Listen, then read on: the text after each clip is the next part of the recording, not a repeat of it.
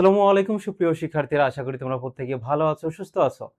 বাংলা প্রথম পত্রের 12টি গদ্য, 12টি কবিতা, নাটক, উপন্যাস থেকে বাছাইকৃত প্রায় 200টি কোশ্চেন ব্যাখ্যা সহকারে পড়ানো হবে, যেখান থেকে তোমরা সর্বোচ্চ কমন পাবে।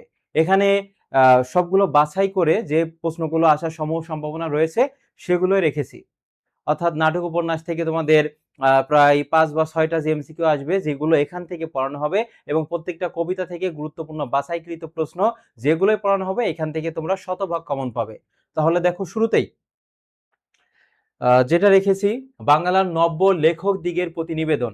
এটা পূর্বের মানে শর্ট সিলেবাস, সেটা কিন্তু ছিল না, এটা ফুল সিলেবাসের অংশ। অর্থাৎ এখানে কি বলা হয়েছে, বাংলার নব্য নব্য মানে নতুন লেখক দিগের প্রতি বঙ্কিমচন্দ্রের কিছু উপদেশ আছে যে এইগুলো করা যাবে না। সেটা দেখো, এখানে বলেছে কি, বাংলার নব্য লেখক দিগের প্রতি নিবেদন প্রবন্ধে লেখক কিসের জন্য লিখতে নিষেধ করেছেন? অর্থ, যশ, ধর্ম নাকি সৌন্দর্য? এখানে সঠিক উত্তরটা দেখো, এখানে হবে কোনটা? যশ। অর্থাৎ বঙ্কিমচন্দ্র বলেছেন যে তোমার লেখা যদি ভালো হয় তাহলে আপনা আপনি সেটা যশ বা খ্যাতি পাবে। যশ এর সমার্থক শব্দ হচ্ছে খ্যাতি। তোমার লেখা যদি ভালো হয় তাহলে এমনিতে হচ্ছে তুমি যশ বা খ্যাতি বা তুমি বিখ্যাত হয়ে যাবে। কিন্তু তোমার লেখার আগে যদি তোমার টেন্ডেন্সি থাকে যে আমি আমি বিখ্যাত হব বা আমি অনেক খ্যাতি অর্জন করব, তাহলে দেখো সেটা আলটিমেটলি ভালো ফল বয়ে আনবে না। তাহলে এখানে সঠিক উত্তর কি হবে? যশের জন্য লিখতে নিষেধ করেছেন, প্রথম প্রশ্নটি। 2 নং প্রশ্নটি বলেছে, বঙ্কিমচন্দ্রের মতে কে শ্রেষ্ঠ লেখক? অর্থাৎ শ্রেষ্ঠ লেখক সম্পর্কে তিনি অনেক তথ্য দিয়েছেন, তার মধ্যে সব থেকে গুরুত্বপূর্ণ কোনটা? এখান থেকে মনে হচ্ছে সবগুলোই উত্তর হবে, কিন্তু যেহেতু এমসিকিউ মোস্ট অ্যাপ্রোপ্রিয়েট উত্তর তোমাকে বাছাই করতে হবে। সেক্ষেত্রে সঠিক উত্তর দেখো, গ, যার লেখায় মনের ভাব সহজেই ফুটে ওঠে তিনি হচ্ছে শ্রেষ্ঠ লেখক। তাহলে শ্রেষ্ঠ লেখককে, যার লেখায় মনের ভাব সহজেই ফুটে ওঠে সে হচ্ছে শ্রেষ্ঠ লেখক। ব্যাধি সংক্রামক স্বাস্থ্য নহে, বাংলার নব্য লেখকদিগের প্রতি নিবেদন প্রবন্ধের এ কথার কোন কথাটির ক্ষেত্রে উক্তিটি প্রযোজ্য? অর্থাৎ একটা সংক্রামক বা একটা ছোঁয়াচে রোগ, সেটা হচ্ছে কি, মানে এখানে বলছে ব্যাধি যে রোগ বালাই সেটা হচ্ছে সংক্রামক, স্বাস্থ্য নহে। একটা সুস্থ দেহ কিন্তু সেটা হচ্ছে সব মানে ওইভাবে ছোঁয়াচে বা রোগ ছড়াবে না। যতটা হচ্ছে একটা রোগাক্রান্ত ব্যক্তি বা কোনো একটা খারাপ অবস্থা অন্য বিষয়ের সাথে খুব সহজে মিশে যাবে বা হচ্ছে আরো বিস্তৃতি লাভ করবে। অর্থাৎ এই লাইনটার সাথে সাদৃশ্যপূর্ণ কোনটা? অর্থাৎ দেখো, অনুকরণের দোষগুলি অনুকৃত হয়, গুণগুলি না। তুমি যদি কাউকে অনুকরণ করো তাহলে তার শুধু দোষগুলোই তুমি হচ্ছে গ্রহণ করতে পারবে, তার গুণাগুণগুলো গ্রহণ করতে পারবে না। এজন্য কাউকে অনুকরণ করা যাবে না। নিজের যতটুকু মেধা আছে তার সেটা হচ্ছে প্রতিফলন ঘটাতে হবে। অর্থাৎ অন্যকে অনুকরণ করে বা কপি করে কোনো কিছু লেখা যাবে না। কোনো কিছু লেখার আগেই মানে লেখার সাথে সাথে সেটা ছাপানো যাবে না। এই প্রবন্ধে কিন্তু সেটা বলা হয়েছে। কিছুকাল রেখে দিতে হবে যাতে তোমার ভুল ত্রুটিটা পরবর্তীতে তুমি সংশোধন করে নিতে পারো।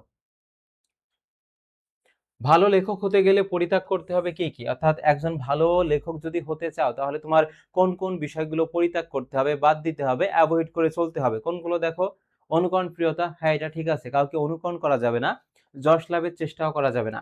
আর বস্তুনিষ্ঠতা, এটা কিন্তু এর সাথে সাদৃশ্যপূর্ণ না। তাহলে সঠিক উত্তর এখানে কি হবে? 1 ও 2 হবে, ক। অনুপমের এরপরে দেখো, অপরিচিতা গল্প থেকে কিছু গুরুত্বপূর্ণ প্রশ্ন নেওয়া হয়েছে। এখান থেকে কোন ধরনের প্রশ্ন আসতে পারে? সৃজনশীল প্রশ্ন তোমাদের আগে কিন্তু অনেকগুলো ক্লাস দেওয়া হয়েছে। এখানে যৌতুক প্রথা কিন্তু ফুটে উঠেছে, যৌতুক প্রথা। এবং এর পাশাপাশি এই অপরিচিতা গল্পটি কোন পত্রিকায় প্রকাশিত হয়, কত সংখ্যায় প্রকাশিত হয়, এবং 3-4টা শব্দ অর্থ আছে। বিশেষ করে দেখবা ছোট টাইপের যে শব্দার্থগুলো আছে সেগুলো পরীক্ষায় আসবে। যেমন, অনুপমের বাবা কি করে জীবিকা নির্বাহ করতেন? জীবিকা নির্বাহ, ডাক্তারি, মাস্টারি, ওকালতি নাকি ব্যবসা? এখানে আরেকটা বিষয় খেয়াল করো, জীবিকা রয়েছে, জিবি বানানটা যদি শেষে থাকে, এই জিবি বানানটা যদি শেষে থাকে তাহলে সেটা কি হবে? দীর্ঘ ইকার হবে। যেমন শ্রমজীবী, পেশাজীবী, কৃষিজীবী, আইনজীবী, বুদ্ধিজীবী, চাকরিজীবী, এই জিবি বানানটা যদি শেষে থাকে আর জিবি বানানটা যদি শুরুতে থাকে তাহলে হ্রস্ব ইকার হবে। যেমন জীবিকা নির্বাহ, আর একটা হচ্ছে জীবিত। আর এখানে সঠিক উত্তর কি হবে? অনুপমের বাবা কি করে জীবিকা নির্বাহ করতেন? ওকালতি করে। এর পাশাপাশি যে তথ্যগুলো জানতে হবে, অপরিচিত গল্পটি উত্তম পুরুষের জবানিতে লেখা। উত্তম পুরুষ কি স্বয়ং বক্তাই হচ্ছে উত্তম পুরুষ? এই যে আমি এখানে কথা বলছি, আমি উত্তম পুরুষ, আর তোমরা শুনছো, তোমরা হচ্ছে শ্রোতা পক্ষ। ঠিক তেমনি ভাবে অপরিচিত গল্প উত্তম পুরুষ বলা হয়েছে কারণ অনুপম নিজেই কিন্তু এটা বলেছে, স্বয়ং বক্তাই হচ্ছে উত্তম পুরুষ। পরের প্রশ্নটি, অপরিচিত গল্পে সরস রসনার গুণ আছে কার? সরস রসনার বা অনেক হাসি রসিকতার মধ্যে দিয়ে কথা উপস্থাপন করে, ফ্রেন্ড সার্কেলে কিন্তু এমন দুই একজন থাকেই। অপরিচিতা হরিশ, অনুপম নাকি বিনু দাদার? তাহলে সরস রসনার গুণ আছে কার? সেটি হচ্ছে হরিশের। পরের প্রশ্নটি, ঠাট্টার সম্পর্কটাকে স্থায়ী করিবার ইচ্ছা আমার নাই, এই উক্তিটি কার? অর্থাৎ কোনটি কার উক্তি? এ ধরনের প্রশ্ন আসবে, সেটা হচ্ছে বিলাসী থেকে এবং নাটক থেকে কিন্তু কোনটি কার উক্তি? এ ধরনের প্রশ্ন অনেকগুলো পাবা। এখানে সঠিক উত্তর কি হবে? শম্ভুনাথ সেনের। ঠাট্টার সম্পর্কটাকে স্থায়ী করিবার ইচ্ছা আমার নাই। অপরিচিত গল্পে উল্লিখিত ফল্গু নদীর বৈশিষ্ট্য কি? ফল্গু নদীর একটা বৈশিষ্ট্য বলা হয়েছে, সেটা দেখো যে অন্তঃসলীলা, এর একটা ব্যাখ্যা আছে। অন্তঃসলীলা নদীর বৈশিষ্ট্য হচ্ছে এর উপরে হচ্ছে বালুর স্তর বিদ্যমান থাকবে, আর নিচে হচ্ছে পানি প্রবহমান থাকবে। তুমি যদি পানিটা গ্রহণ করতে চাও, নিতে চাও, তাহলে তোমাকে অবশ্যই বালুর স্তরটা সরাইতে হবে। ঠিক তেমনি ভাবে অপরিচিতা গল্পে অনুপমের বাসায় যদি কোনো সিদ্ধান্ত নিতে হয়, তাহলে অবশ্যই মামার কাছ থেকে মানে অনুমতি নিয়ে সিদ্ধান্তটা নিতে হবে। ওই যে ফল্গুর বালি, সেটা কি অন্তঃসলীলা, সেটা তুমি হচ্ছে পানিটা যদি গ্রহণ করতে চাও, নিতে চাও, তাহলে বালিটা সরাইতে হবে, তারপর পানি নিতে হবে। ঠিক তেমনি ভাবে অপরিচিতা গল্পে অনুপমের পরিবারে যদি কোনো সিদ্ধান্ত নিতে হয়, তাহলে মামার কাছ থেকে আগে অনুমতি নিতে হবে, তারপর সিদ্ধান্ত নিতে হবে। তারপর শব্দার্থ থেকে এই প্রশ্নটি নেওয়া হয়েছে, সানাই, ঢোল ও কাশি এই তিন প্রকার বাদ্যযন্ত্রে সৃষ্ট ঐকতান বাদনকে কি বলা হয়? রসন চৌকি, বা প্রশ্নটা এমনও আসতে পারে ক নম্বরে, যে রসন চৌকি শব্দের অর্থ কি? সেটা কি হবে? সানাই, ঢোল ও কাশি এই তিন প্রকার বাদ্যযন্ত্রে সৃষ্ট ঐকতান বাদন, মানে একক স্বরে একটা ঐকতানকে বলা হয় রসন চৌকি। অপরিচিতা গল্পে কার ভাষাটা অত্যন্ত আর্ট, অর্থাৎ সুন্দরভাবে, বা তার ভাষাটা অনেক হচ্ছে শ্রুতি মধুর শোনা যায়, কার? যেমন অনেক সময় দেখবো যে ধারাবর্ষ দেয় আর কি, খুব সুন্দর মধুর, মানে শুনতে ইচ্ছা করে। যে এ পর্যায়ে আমাদের মাঝে কবিতা আবৃত্তি নিয়ে আসছে মোহাম্মদ শান্ত ইসলাম, বা এবার মঞ্চে ভাষণ দিতে আসছে বা গুরুত্বপূর্ণ বক্তব্য নিয়ে আসছে প্রিভেইনার নার্সিং কোচিং এর পরিচালক তামিম ছা। এই যে এটা মানে এত সুন্দরভাবে বলে, মানে আলাদা একটা ভালো লাগা কাজ করে, শ্রুতি মধুর। ঠিক তেমনি ভাবে দেখো এখানে বলেছে অপরিচিত গল্পে কার ভাষাটা অত্যন্ত আর্ট, সেটা কি হবে? বিনু দাদার। কার হবে? বিনু দাদার। অপরিচিত গল্পটি প্রকাশিত হয় এই যে কোন পত্রিকায় এবং কোন সংখ্যায় বা কত বঙ্গাব্দে, এ ধরনের একটা প্রশ্ন তোমরা কমন পাবা। এখানে এটি সঠিক উত্তর হচ্ছে দেখো সবুজ পত্র, এবং সেটা কি হবে? সবুজ পত্রের সাথে একটা নাম কিন্তু জড়িত আছে, সেটা হচ্ছে প্রমোদ চৌধুরী। প্রমোদ চৌধুরী, এবং সেটা হচ্ছে কি 1321 বঙ্গাব্দ, 1321 বঙ্গাব্দ। খ্রিস্টীয় কত তারিখে রবীন্দ্রনাথ ঠাকুর জন্মগ্রহণ করে? বিশেষ করে রবি ঠাকুর, কাজী নজরুল ইসলাম, সুকান্ত ভট্টাচার্য, ইনাদের জন্ম, মৃত্যু এবং সাহিত্যকর্ম থেকে তুমি একটা বা দুইটা প্রশ্ন কমন পাবা। এখানে সঠিক উত্তর হবে 1861 খ্রিস্টাব্দের 7ই মে। এবং কাজী নজরুল ইসলামের যে উপন্যাসগুলো আছে, সেই উপন্যাসগুলো থেকে প্রশ্ন আসে। যেমন প্রশ্ন আসতে পারে শেষের কবিতা। শেষের কবিতা এটা কোন ধরনের সাহিত্যকর্ম? শেষের কবিতা, শেষের কবিতা থাকতে পারে। তারপর আছে গোরা, আছে গোরা, এটাও উপন্যাস। তারপরে চতুরঙ্গ, চতুরঙ্গ। তারপর আছে দেখো ঘরে বাইরে, ঘরে বাইরে। তারপর আছে মালঞ্চ আছে, মালঞ্চ আছে। তারপর হচ্ছে 4 অধ্যায় আছে, নৌকা ডুবি আছে, 4 অধ্যায় নৌকা ডুবি। এইগুলো হচ্ছে সব কার? রবি ঠাকুরের উপন্যাস। আর শেষ লেখা হচ্ছে কাব্য। শেষ লেখা কি? প্রশ্নটা এমনও আসে যে শেষের কবিতা যদি উপন্যাস হয়, তাহলে শেষ লেখা কোন ধরনের সাহিত্যকর্ম? এটা হচ্ছে কাব্য। এরপরের প্রশ্নটি উদ্দীপক থেকে নেওয়া হয়েছে, রানু ও আশিকের মধ্যে বিয়ে হওয়ার কথা ছিল, কেউ কাউকে আগে দেখেনি, ফলে একই ট্রেনে যাওয়া সত্ত্বেও কেউ কাউকে চিনতে পারলো না। এটা হচ্ছে উদ্দীপক। এখান থেকে প্রশ্ন দেখো কি বলেছে, উদ্দীপকের চরিত্রের সঙ্গে সাদৃশ্য রয়েছে। সাদৃশ্য মানে মিল, অর্থাৎ উদ্দীপকের সাথে তোমার পঠিত অপরিচিত গল্পের কোন অংশের সাথে মিল রয়েছে বা কোন চরিত্রের সাথে মিল রয়েছে? সেক্ষেত্রে দেখো নায়িকা চরিত্র ছিল কল্যাণী, আর অনুপম ছিল হচ্ছে কি নায়ক চরিত্র, ব্যক্তিত্বহীন ছিল সে। পরে আরেকটা প্রশ্ন বলেছে দেখো, উপর্যুক্ত উদ্দীপকের চরিত্রের বিয়ে না হওয়ার জন্য দায়ী কি? তৎকালীন সমাজ ব্যবস্থা। হ্যাঁ, এটা যৌতুক প্রথা এবং হীনমন্যতা। হীনমন্যতা মানে কি? ছোট মন মানসিকতা, যেমনটা আমরা অনুপমের মামার মধ্যে লক্ষ্য করতে পারি।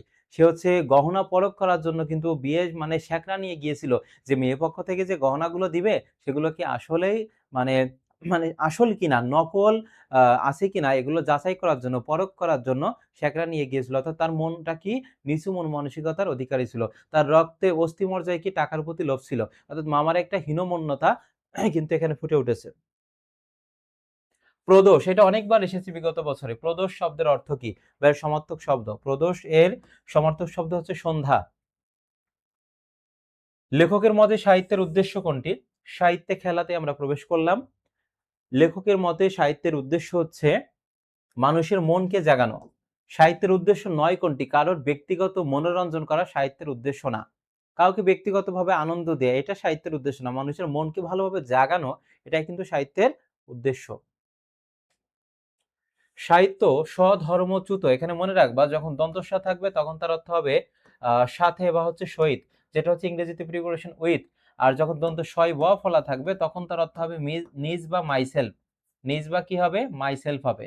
এখানে বলছে সাহিত্য তার নিজের ধর্মটা চ্যুত বা বিচ্যুত হয় তখন যখন সাহিত্য চর্চা হয় কি জনসাধারণের মনোরঞ্জনের জন্য।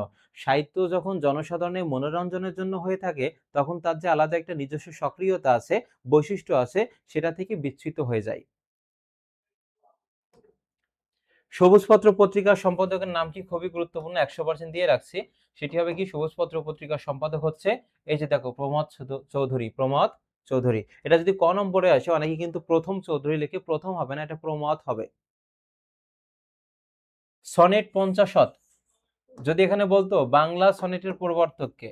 বাংলা সনেটের প্রবর্তক কে? সেক্ষেত্রে দেখো হতো মাইকেল মধুসূদন দত্ত। মাইকেল মধুসূদন দত্ত। আর যদি বলতো শুধু সনেটের প্রবর্তক সেক্ষেত্রে হতো ইতালির পেত্রাক।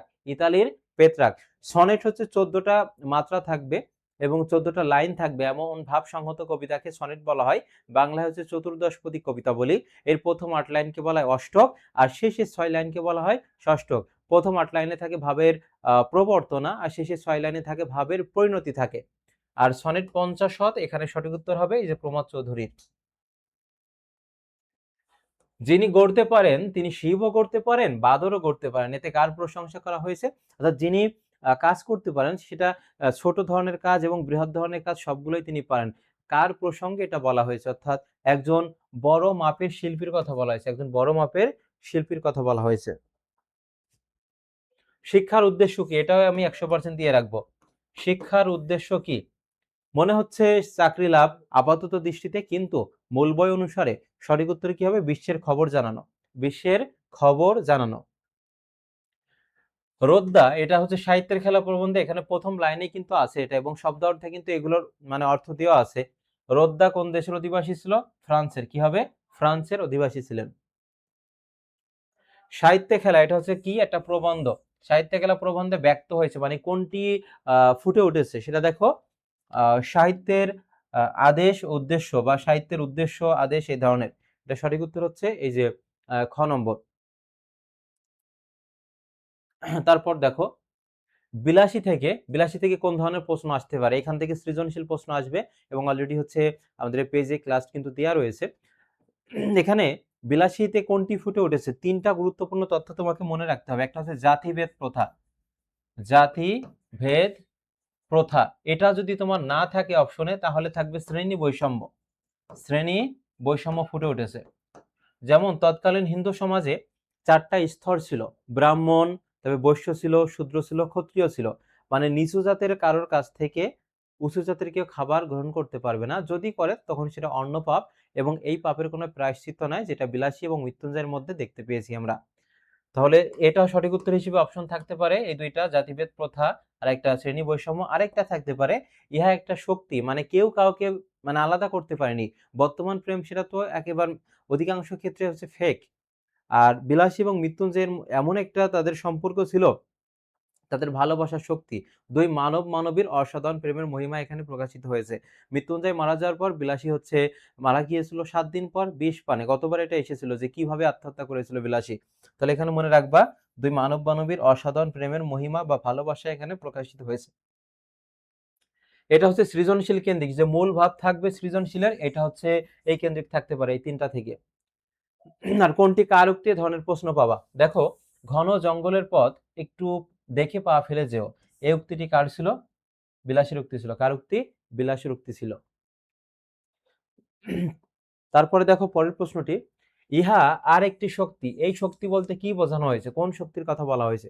অর্থাৎ ভালোবাসার শক্তি। মৃত্যুঞ্জয় থার্ড ক্লাসে পড়িত, খুবই গুরুত্বপূর্ণ, 100%, অর্থাৎ ক্লাস সংক্রান্ত যে প্রশ্নগুলো আছে এখান থেকে একটা কমন পাবা। মৃত্যুঞ্জয় থার্ড ক্লাসে পড়তো, তৎকালীন থার্ড ক্লাস বর্তমানে কোন শ্রেণীর?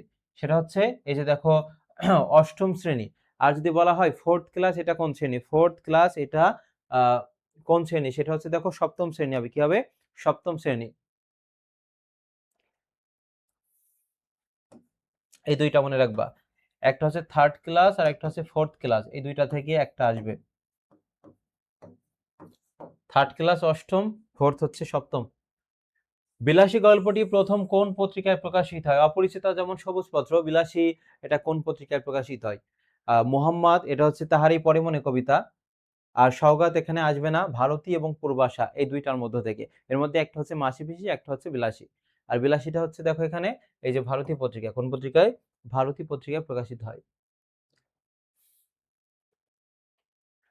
ঠিক যেন ফুলদানিতে জল দিয়া রাখা হইয়াছে, এখানে কার কথা বলা হয়েছে? বিলাসীর কথা। অর্থাৎ মৃত্যুঞ্জয় যখন অসুস্থ ছিল, বিলাসী রাত দিন 24 ঘন্টা তার পাশে থেকে সেবা শুশ্রূষা করছে, মানে সেবা যত্ন করেছে তাকে রোগ থেকে মুক্তি বা সারিয়ে ওঠানোর জন্য।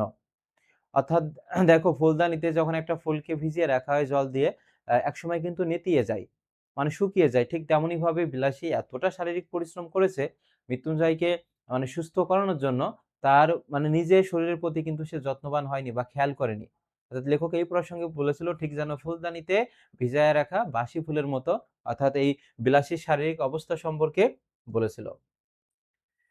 একলা যেতে ভয় করবে না তো, এই উক্তিটি কার ছিল? এটাও এই যে একটু আগে যেটা গেল গেল, গ্রামটা এবার রসাতলে গেল, এটা কার উক্তি ছিল?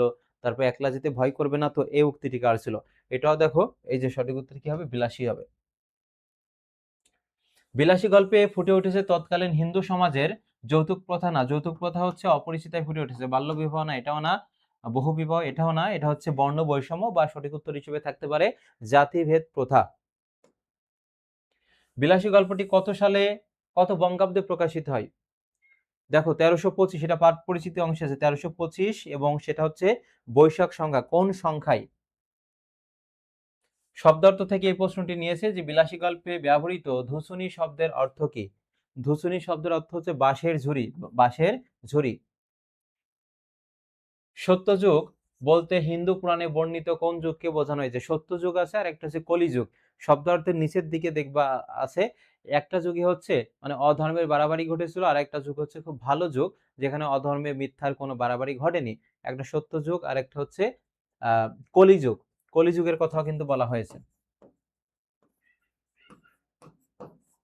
এখানে বলছে এই সত্য যুগটা, এখানে কোন যুগকে বর্ণনা করা হয়েছে? এটা হচ্ছে দেখো যে প্রথম যুগটা ছিল, প্রথম, সেই যুগের কথা এখানে বলা হয়েছে, প্রথম যুগের কথা এখানে বলা হয়েছে।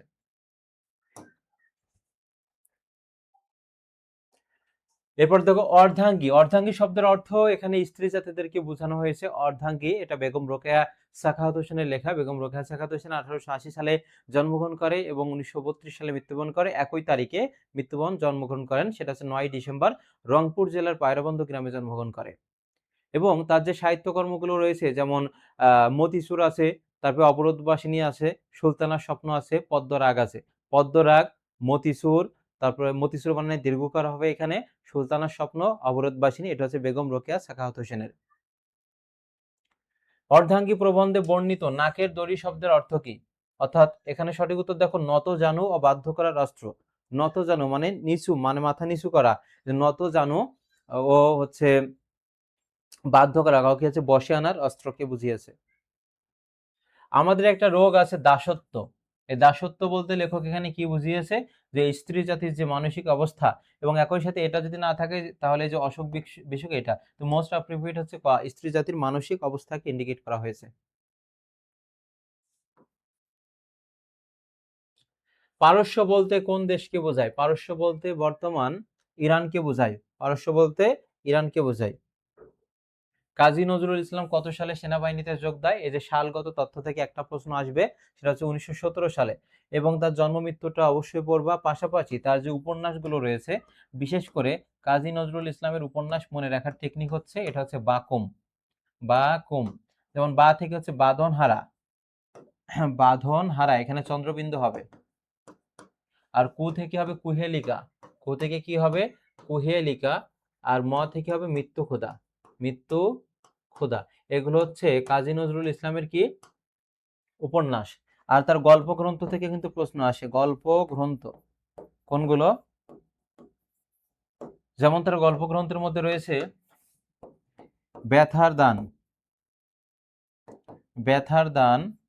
তারপরে আছে দেখো রিক্তের বেদন, রিক্তের বেদন। তারপরে আছে শিউলি মালা, শিউলি মালা। তারপরে আছে পদ্ম গোখরা। এগুলো হচ্ছে কাজী নজরুল ইসলামের গল্প গ্রন্থ। ব্যথার দান, রিক্তের বেদন, শিউলিমালা, পদ্ম গোখরা, এটা কাজী নজরুল ইসলামের গল্প গ্রন্থ। তাহার হাসিতে গান, তাহার কান্নায় গান, যৌবনের গান প্রবন্ধের এ বাক্যে তাহার বলতে কাকে বোঝানো হয়েছে? তো যৌবনের গান এই প্রবন্ধে তাহার বলতে এখানে তরুণদেরকে বুঝিয়েছে, তরুণদেরকে লেখক বুঝিয়েছেন। আমি কম বক্তাও নহি, অর্থাৎ লেখক বলছেন আমি কম বক্তাও নহি, আমি কম বক্তার দলে। অর্থাৎ কম বক্তা দ্বারা এখানে কাদেরকে বলা হয়েছে? অর্থাৎ যারা কথায় নয় কাজে বিশ্বাসী, কবি হচ্ছে কি তাদের দলে, যারা কথায় নয় কাজে বিশ্বাসী। যৌবনে গান প্রবন্ধে কোন কোন নদীর নাম আছে? কোন কোন? যেমন নাটকে ভাগীরথী পলাশীর যুদ্ধ কোন নদীর তীরে সংঘটিত হয়? ভাগীরথী নদীর তীরে। তারপর নেকলেস গল্পে কোন নদীর নাম উল্লেখ আছে? এটা আসতে পারে। আর এখানে যৌবনের গান এই প্রবন্ধে বলা হয়েছে কোন কোন নদীর নাম উল্লেখ আছে? সেক্ষেত্রে দেখো 40-এর সঠিক উত্তর হচ্ছে ক, পদ্মা ও ভাগীরথী, পদ্মা ও ভাগীরথী নদী। যৌবনে গান প্রবন্ধে প্রাবন্ধিক পুরাতনকে ভেঙে দেওয়ার পক্ষে মত প্রকাশ করেছেন। যেমন পহেলা বৈশাখ কি করে? পুরাতন সবকিছুকে পিছনে ফেলে সামনের দিকে নব উদ্যমে ধাবিত হওয়ার একটা বার্তা দেয়। ঠিক তেমনই ভাবে যৌবনে গান প্রবন্ধে প্রাবন্ধিক পুরাতনকে ভেঙে দেওয়ার পক্ষে মত প্রকাশ করেছেন। এখানে পুরাতনের প্রতীক কি? সেটা হচ্ছে যত মিথ্যাতে আছে, জীর্ণ কুসংস্কার, অর্থাৎ যে কুসংস্কারে আবদ্ধ আছে সেগুলো থেকে মানে সেগুলো পিছনে ফেলে সামনের দিকে আমাদেরকে ধাবিত হতে হবে, এটাই কিন্তু আমাদেরকে শিক্ষা দেয়। যৌবনে গান প্রবন্ধে যৌবন বলতে কোনটিকে বোঝানো হয়েছে? অর্থাৎ দেখে মনে হচ্ছে সবগুলো উত্তর হবে, কিন্তু না, সব থেকে বেশি অ্যাপ্রোপ্রিয়েট যেটা সেটাই তো উত্তর হিসেবে বেছে নিতে হবে। তারুণ্যের প্রাণ শক্তিকে, তারুণ্যের প্রাণ শক্তিকে। যৌবনের প্রতীক কি কি? দুর্বার উদ্দীপনা, ঠিক আছে, ক্লান্তিহীন উদ্দাম, ক্লান্ত হওয়া যাবে না, অফুরন্ত প্রাণ চঞ্চলতা, অর্থাৎ এখানে তিনটাই সঠিক উত্তর। এটা কিন্তু সৃজনশীলের ক্ষেত্রে তোমরা এগুলো লিখতে পারো। এরপরে দেখো কোন লেখকের শিক্ষা জীবনের অধিকাংশ সময় কেটেছে শান্তিনিকেতনে? একটা গুরুত্বপূর্ণ প্রশ্ন, যদি কঠিন প্রশ্ন দেয় তাহলে এটা দিয়ে দিতে পারে। জসীমউদ্দিন না, এবং জসীমউদ্দিন নামের বানানটা কিন্তু দেওয়া হচ্ছে আলাদা হবে, সৈয়দ মুস্তফা আলী হবে। কি হবে? সৈয়দ মুস্তফা আলী। চাচা কাহিনী কার লেখা? এটাও গুরুত্বপূর্ণ। চাচা কাহিনী দেখো এটা আসতে পারে সৈয়দ মুস্তফা আলী। আর সুকান্ত ভট্টাচার্য সম্পর্কে আমরা বিস্তারিত পড়বো। তাকে কিশোর কবি বলা হয়, এবং তার হচ্ছে যে কাব্যগ্রন্থগুলো রয়েছে, যেমন ঘুম নেই, পূর্বাভাস, মিটে করা, হরতাল, অভিযান। ঘুম নেই, পূর্বাভাস, মিটে করা, হরতাল, অভিযান, এটা হচ্ছে সুকান্ত ভট্টাচার্যের। এটা হচ্ছে গন্তব্য কাবুল থেকে এই প্রশ্নগুলো আলোচনা করা হচ্ছে। শিলওয়ার বানাতে 5.5 গজ কাপড় লাগে কোথায়? শিলওয়ার বানাতে 5.5 গজ কাপড় লাগে কোথায়? সেটা তো কাছে লাহোরের কথা বলা হয়েছে, লাহোর। গন্তব্য কাবুল এটা ছিল একটা ভ্রমণ কাহিনী। এই ভ্রমণ কাহিনীতে লেখককে কে খাবার দিয়ে গেল, মানে মূল বই অনুসারে, সেটা দেখো ডাক বাংলোর খানসামারা। কানাইয়ের সাথে গোকুলের কতজন পেয়াদা এসেছিল? 3 জন। কানাইয়ের সাথে গোকুলের কয়জন পেয়াদা এসেছিল? 3 জন পেয়াদা এসেছিল। মানিক বন্দ্যোপাধ্যায় কত খ্রিস্টাব্দে জন্মগ্রহণ করেন? গুরুত্বপূর্ণ একটি প্রশ্ন। এটা হচ্ছে 1908 সালে। এবং তার যে সাহিত্যকর্মগুলো রয়েছে, বিশেষ করে উপন্যাসে দেখো যে পদ্মা নদীর মাঝি আছে, পদ্মা নদীর মাঝি, পুতুল নাচের ইতিকথা, পদ্মা নদীর মাঝি, তারপরে আছে কি পুতুল নাচের ইতিকথা, এইগুলো। মানিক বন্দ্যোপাধ্যায় পিতৃপ্রদত্ত, তার পিতার দিয়া কি নাম ছিল? এই যে প্রবোধ কুমার বন্দ্যোপাধ্যায়। কি হবে? প্রবোধ কুমার বন্দ্যোপাধ্যায়। পুরুষতন্ত্রের অমানবিকতার স্ফুরণ ঘটেছে কোন গল্পে? পুরুষতন্ত্রের অমানবিকতা, এখানে দেখো অপরিচিতা না, বিলাসী, রেইনকোট না, এটা হচ্ছে মাসি পিসি গল্পে। এখানে মাসি ও পিসি নারী হওয়া সত্ত্বেও তাদেরকে অনেক সাহসী এবং বুদ্ধিদীপ্ত বৈশিষ্ট্য কিন্তু তাদের মধ্যে ফুটে উঠেছে। তারা নারী হয়ে শহরে যে কি শাকসবজি বিক্রি করেছে এবং বিরূপ পরিবেশ থেকে আল্লাদিকে কিন্তু রক্ষা করেছে। অর্থাৎ এখানে পুরুষতন্ত্রের একটা অমানবিকতার স্ফুরণ ঘটেছে মাসি পিসি গল্পে। এটা অনেকবার এসেছে, ক নম্বরে আসতে পারে। সালতি শব্দের অর্থ কি? তাল কাঠে নির্মিত নৌকা, তাল কাঠে নির্মিত নৌকা। মাসি পিসি গল্পে পাতা শূন্য গাছটাতে কোন পাখির দল এসে উড়ে বসেছে? পাতা শূন্য গাছটিতে শকুনের আসার কথা বলেছে, শকুন। এবার দেখো কপিল দাস মুর্মুর শেষ কাজ গল্পের প্রথমে কোন ঋতুর কথা বলা হয়েছে? এখানে একটা ঋতু এসেছে, তাহার এই পরে মনে কবিতায় বসন্ত ঋতু আসবে। ঋতু বর্ণন কবিতায় তো ঋতু সংক্রান্তই বিস্তারিত আলোচনা করা হয়েছে। দেখো এই কপিল দাস মুর্মুর শেষ কাজ এই গল্পে হচ্ছে সাঁওতালদের সংগ্রামী জীবনের কথা বলা হয়েছে। কাদের? একটু পরে আসবে। সাঁওতালদের সংগ্রামী জীবনের কথা এই কপিল দাস মুর্মুর শেষ কাজ এখানে বলা হয়েছে। অর্থাৎ এইখানে কোন ঋতুর কথা শুরুতে বলা হয়েছে? শীত ঋতুর কথা। কপিল দাস মুর্মুর শেষ কাজ কোনটি? 100% এটি। সেটি দেখো লড়াই করতে উদ্বুদ্ধ করা, লড়াই করতে উদ্বুদ্ধ করা। নিজেদের যে অধিকার আছে সে অধিকার রক্ষায় সোচ্চার ভূমিকায় অবতীর্ণ হতে হবে। কপিল দাস মুর্মুর শেষ কাজ গল্পে কোন বিষয়টি প্রকাশিত হয়েছে? খুবই গুরুত্বপূর্ণ, সেটি হচ্ছে দেখো সাঁওতালদের গৌরবোজ্জ্বল ইতিহাস, এবং গৌরবোজ্জ্বল বানানটা দেখো, সাঁওতালদের গৌরবোজ্জ্বল ইতিহাস। নেকলেস গল্প আমাদের কোনটা শিক্ষা দেয়? অর্থাৎ যার যতটুকু সামর্থ্য আছে সেই সামর্থ্য অনুসারে চলা উচিত। অতিরিক্ত বিলাসিতা কখনোই ভালো কিছু বয়ে আনে না, যেটা হচ্ছে নেকলেস গল্প থেকে কিন্তু আমরা শিক্ষা পাই। এখানে বলছে মাদাম ফরিস্টিয়ারের নেকলেসের মূল্য কত ফ্রা ছিল, বা মাদাম ফরিস্টিয়ারের নেকলেসটির দাম কত ছিল? সেটা হচ্ছে 500 ফ্রা ছিল। আর মাদাম লইসেল তার বান্ধবীর কাছ থেকে একটা অনুষ্ঠানে যাওয়ার জন্য একটা গহনা নিয়েছিল, সেটা হচ্ছে এই যে এই 500 ফ্রা তার দাম ছিল। পরবর্তীতে সেই ঘটনাক্রমে তো হচ্ছে নেকলেসটা হারিয়ে যায়। তখন সেটা ছিল তার বান্ধবীর কাছ থেকে যেটা নিয়েছিল সেটা ছিল নকল নেকলেস। আর মাদাম লইসেল পরবর্তীতে তার বান্ধবীকে ফিরিয়ে দেয় আসল, মানে যেটা কিনতে তাদেরকে 10 বছর কঠোর হাড় ভাঙা পরিশ্রম করতে হয়েছে। এবং এই নেকলেস গল্পের শেষ মানে সমাপ্তিটা অত্যন্ত আকর্ষণীয় ছিল। অর্থাৎ তার বান্ধবীর কাছ থেকে যে নেকলেসটা নিয়েছিল তার দাম মাত্র 500 ফ্রা। পরবর্তীতে তার বান্ধবীকে একটা আসল বা হচ্ছে নেকলেস কিনে দেয় যার দাম ছিল 40,000, এবং সেই টাকা পরিশোধ করতে তাদের 10টা বছর কিন্তু একেবারে কঠোর পরিশ্রম করতে হয়েছে। ফরাসি ভাষায় নেকলেস গল্পের শুদ্ধ বানান কোনটি? দেখো এটা তোমাদের পাঠ পরিচিতি অংশে আছে, লা পিউ রেও আছে, দেখে নিও বানানটা, গ হবে এখানে। নেকলেস গল্পে উল্লেখিত নদীটির নাম কি ছিল জানো? দেখো এই যে সিন নদী আছে, টেমস, রাইন নাকি পটোম্যাক? এটা দেখো এই যে সিন নদী আছে, সিন।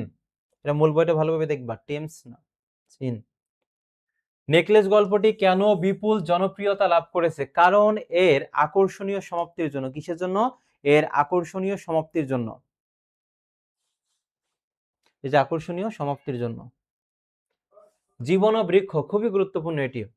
জীবন ও বৃক্ষ প্রবন্ধের বক্তব্য অনুযায়ী যারা প্রেম ও সৌন্দর্যের স্পর্শ লাভ করেনি তাদের একমাত্র দেবতাকে, অর্থাৎ তাদের একমাত্র দেবতা হচ্ছে অহংকার।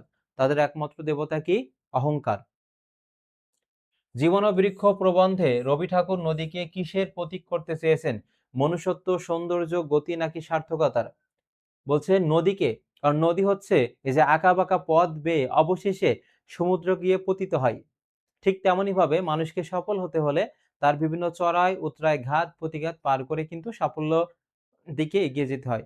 অর্থাৎ রবি ঠাকুর এই নদীকে কিসের প্রতীক করতে চেয়েছেন? দেখো এখানে মনুষ্যত্বের প্রতীক আছে, কি আছে? মনুষ্যত্বের প্রতীক করতে চেয়েছেন। এটা খুবই গুরুত্বপূর্ণ একটি উদ্দীপক, এখান থেকে সৃজনশীলও কিন্তু আসতে পারে এই উদ্দীপকটা দিয়েই। আমি একটু পড়ছি, ব্যাখ্যা দিচ্ছি, খেয়াল করো। নদী কবু পান নাহি করে নিজ জল, অর্থাৎ নদী কখনো নিজের জল পান করে না। তরুগণ নাহি খায় নিজ নিজ ফল, অর্থাৎ গাছপালা কখনো নিজের ফল খায় না। গাভী কবু নাহি করে নিজ দুগ্ধ পান, গাভী কখনো নিজের দুধ পান করে না। কাষ্ঠ দগ্ধ হয়ে করে পরে অন্নদান, অর্থাৎ কাঠ পুড়ে অন্যকে অন্নদান করে। সাধুর ঐশ্বর্য শুধু পরহিত তরে, অর্থাৎ সাধুর ঐশ্বর্য কি পর মানে অপরের কল্যাণে নিয়োজিত। অর্থাৎ এই উদ্দীপকটা থেকে আমরা এই মেসেজটা পেলাম, কে হচ্ছে প্রত্যেকেরই হচ্ছে অন্যের জন্য মানে কাজ করে বা হচ্ছে অন্যের কল্যাণে নিয়োজিত। ঠিক তেমনই ভাবে মানুষকেও ওই শিক্ষায় বৃক্ষের কাছ থেকে, নদীর কাছ থেকে বিভিন্ন শিক্ষা নিয়ে তাদের জীবনে বাস্তবায়ন করতে হবে। উদ্দীপকটি জীবন ও বৃক্ষ প্রবন্ধের কোন দিকটির প্রতি ইঙ্গিত করে সেটা দেখো এখানে, যে ভোগের রয়েছে, ত্যাগের রয়েছে, এখানে ত্যাগের হবে কি হবে, ত্যাগ তিতিক্ষার বিনিময়ে যে অপরের কল্যাণে নিয়োজিত সেটার কথা বলা হয়েছে, এখানে ত্যাগ হবে।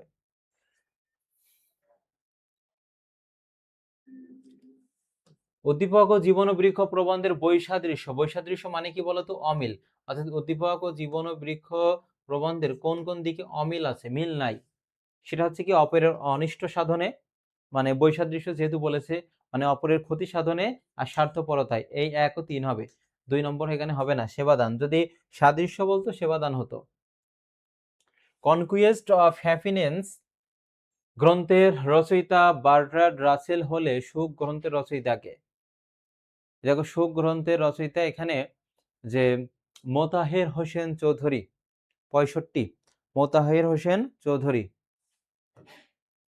বুদ্ধির মুক্তি আন্দোলন, এটা একটু মনে রাখবা, বুদ্ধির মুক্তি আন্দোলন, এটা একটু এই নামটা মনে রাখবা মোতাহের হোসেন চৌধুরীর সাথে।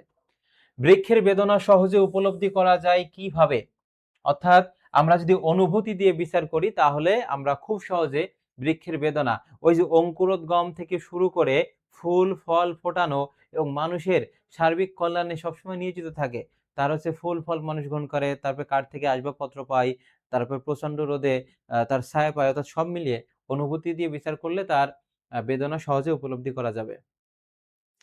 রেইনকোট দেখো, কার জবানিতে রেইনকোট গল্পের অধিকাংশ ঘটনা বিবৃত হয়েছে, এটা কি হবে, নুরুল হুদা, কি হবে, নুরুল হুদা।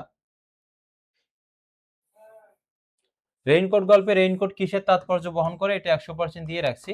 এটা হচ্ছে কি মুক্তিযুদ্ধের চেতনা, এবং এখানে আরেকটা বিষয় মনে রাখবা, মুক্তিযুদ্ধের শেষ পর্যায়কে নিয়ে এটা রচিত হয়েছে, মুক্তিযুদ্ধের শেষ পর্যায়।